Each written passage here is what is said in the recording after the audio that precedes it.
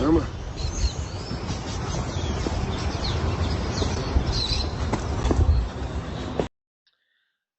Hello everyone, welcome back to OJ MMA. Today I thought I'd do something a little bit different with my intros instead of the standard greeting I always begin with.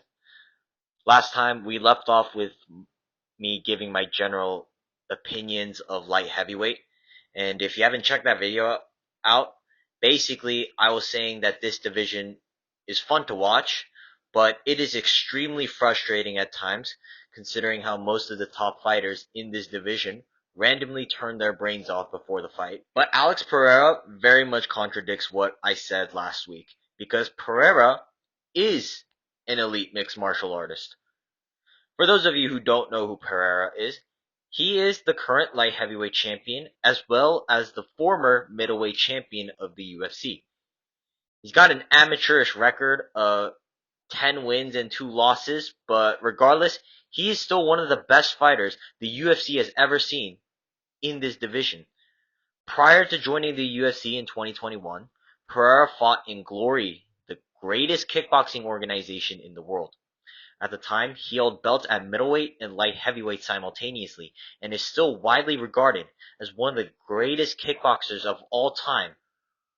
Although it has only been 3 years since joining the UFC, Pereira has done nothing but sensational work, defeating the likes of Israel Adesanya, Sean Strickland, Yuri Prochazka twice, Jamal Hill, and Jan Blachowicz. After losing to Adesanya, however, Pereira moved up to light heavyweight and looked better than ever. Much of why he's been successful is due to the sheer variety of punches and kicks he can throw, as well as the power Pereira can generate from even the simplest of moves. That being said, Pereira is by no means an unbeatable fighter. Due to how much time Pereira dedicated to kickboxing before joining the UFC, there are holes in this game, like in the grappling department. Jan Blachowicz, who primarily likes to kickbox in his fights, found a lot of success in his fight with Pereira by shooting double legs and taking him down to the ground. Although Pereira did come out as the victor according to the scorecards, it was a very close fight that could have gone Blachowicz's way. With that being said, though, Pereira's striking is as good as it gets.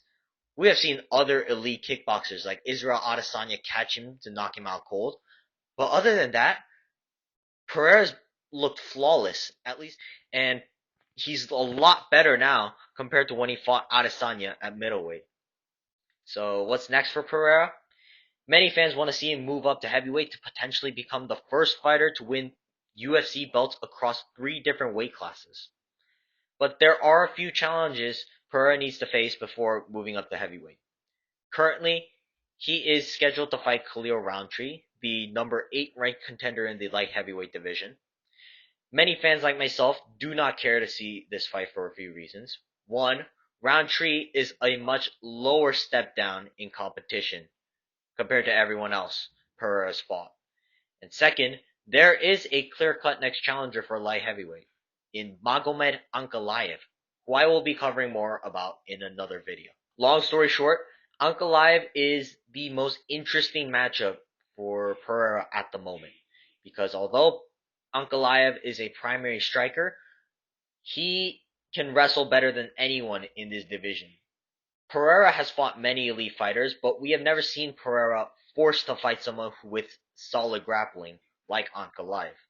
But still, Pereira has been building more of a foundation in his wrestling and jiu-jitsu, and if Pereira can defeat Ankalaev, I believe there's no denying Pereira's potential to become the first 3-division champion of the UFC. That is where I'm going to stop for today. Remember, like and subscribe, and I will see you guys next time. Goodbye.